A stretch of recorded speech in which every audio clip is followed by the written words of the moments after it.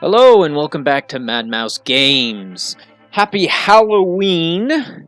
And today, since it is Halloween, I decided I was going to paint up this Scarecrow from the Reaper Bones 5 core set. Now, this was a really fun model to paint, and I think it was a really good sculpt. There's a lot of interesting details that are on here, and it was just a whole lot of fun to paint this guy up.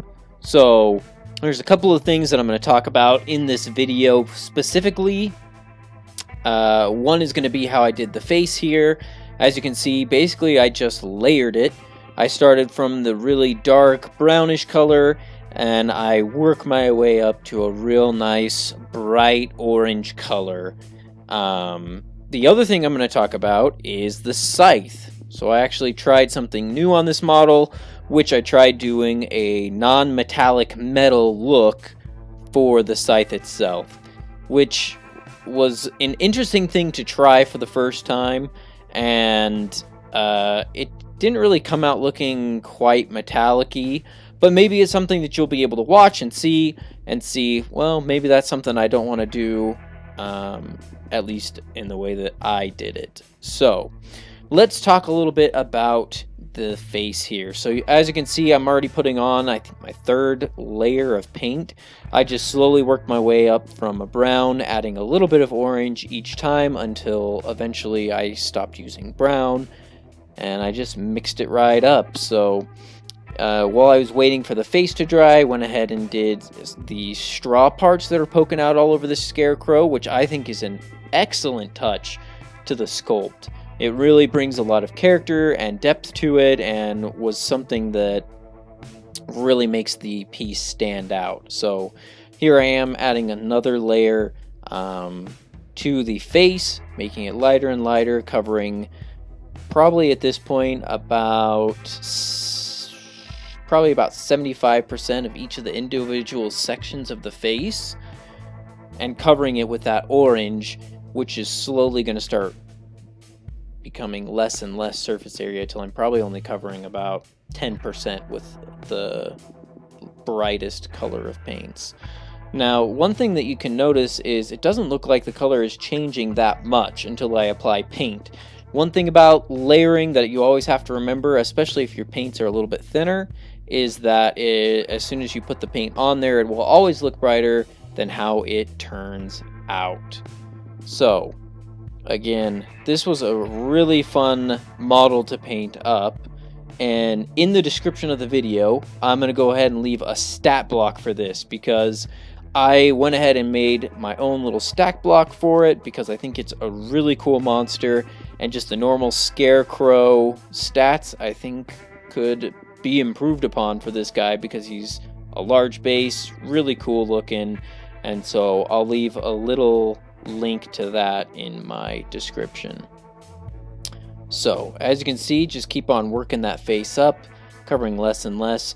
I tried to color the teeth a bright orange to see how that would work, but I really didn't like it, and I ended up going back in later and coloring it in with a nice white color to make it stand out more from the face, but so that it was easier to see and a little bit more scary that way. Another thing I wanted to try with this miniature that I ended up not was doing a glow effect on it from the face. And the reason I decided not to was because when I got to the eyes, I painted them in yellow, and I came back through later with something else and basically just added a little red dot, and it looked really nice. So as you can see, the face is now completely painted, just went lighter and lighter oranges, and I think it looks really nice. But here you can see me doing the non-metallic metal Scythe. Now this was something I've never done before. I tried looking at a couple of different videos to see, if there's a good way of doing it, and basically what I ended up doing was just wet blending a whole lot between white, black, and I did add a little bit of blue in a couple of places. As you can see here, it's basically just a whole lot of wet blending that I was doing on here, trying to make it look somewhat metallic. I tried to add a lot of like bright next to darker, and it was rough. This is something that I think is going to take a lot of practice to get down really well. And I don't know that the Scythe was the best thing to try it out on first, because the Scythe has a very unique curve to it. And I think if this had been, you know, like a flat sword or something, I might have been able to do a little bit of a better job. But I probably spent nearly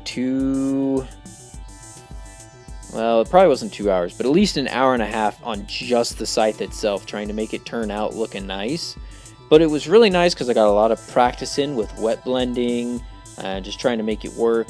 One thing that I ended up doing that I thought looked really well, so right now I'm basically just painting and wet blending, but eventually I got it down where I broke the colors up, and as you can see here on the different flat parts of the metal, I would have black, white, black, and then on the next piece it would be white, black, white. So kind of this alternating pattern of light, which I thought really made it look a whole lot better than what it was originally. Now, doing non-metallic metals is definitely something that will take a lot more practice to do, but for a first time I was actually really happy with this, other than when I do the edge highlighting. I made them a little bit too thick in my opinion, but you can see just looking at my thumb here how much I cleaned my brush off on my thumb and thinned the paint down or wiped off excess or all that kind of stuff. It was an awful lot of time I spent on this, and so I will be doing more videos in the future with non-metallic metals and comparing them to this in the future. But just a couple other things that I wanted to point out.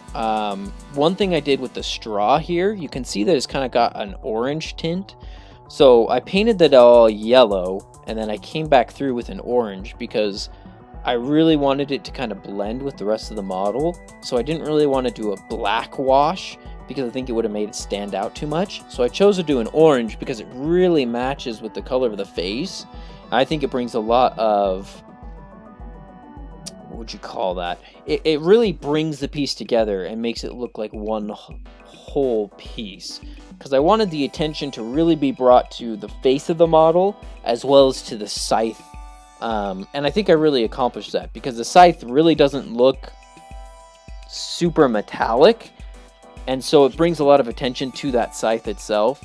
But then the face also, because of how orange it is and well layered and things like that, it really brought up a lot of attention. And so adding a little bit of orange into everything, I even added orange into the highlights on his jacket, which I think even brings more attention, just that face color, because it really pops out as the, you know, brightest orange thing. And since a lot of the rest of the model is orange itself, really brings a lot to it.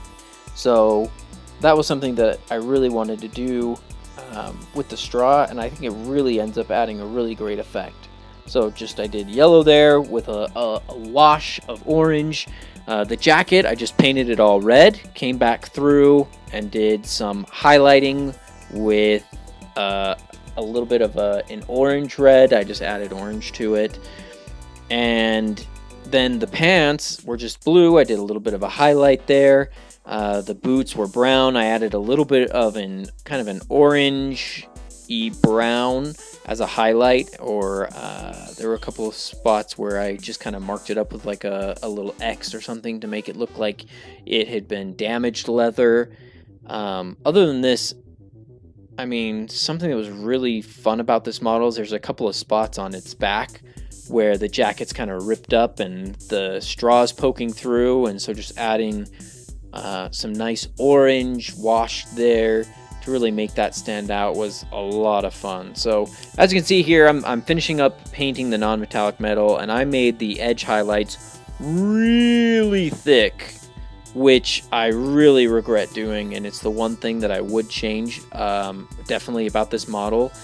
As far as the non-metallic metal look goes, I didn't think it was too bad. It's not super impressive or anything, but the edge highlighting, that really bugs me about this model. So when you're doing an edge highlight with non-metallic metal, just make sure you really thin that paint down and are super careful when you're applying it, use the side of your brush instead of the top. That was one thing that I noticed, because I started by trying to use the tip of my brush and run it along the edge, and it just made it way too thick. But when I came back through and just used the side of my brush and tried to just barely, you know, kind of skip along the surface of the edge, it ended doing a lot better. You kind of have to go over the edge a couple of times, but I thought it looked a lot better that way.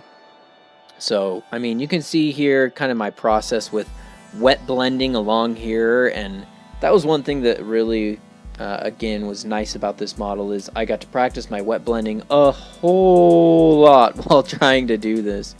So I mean, that's one thing to keep in mind when you're trying something new. I mean, it might not turn out exactly the way you want it the first time, but going back through, it's something that's fun to do.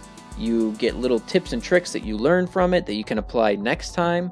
And so, I mean, as you can see, this model I thought ended up looking really good, and for Halloween was something I wanted to do for you guys. So if you liked the video, please drop a like. If you want to see me paint more of these, I'm painting through the entire Reaper Bones 5 core set and expansions that I got. So subscribe if you want to see me paint some of those. And thanks for watching. Have a happy Halloween, and be safe out there.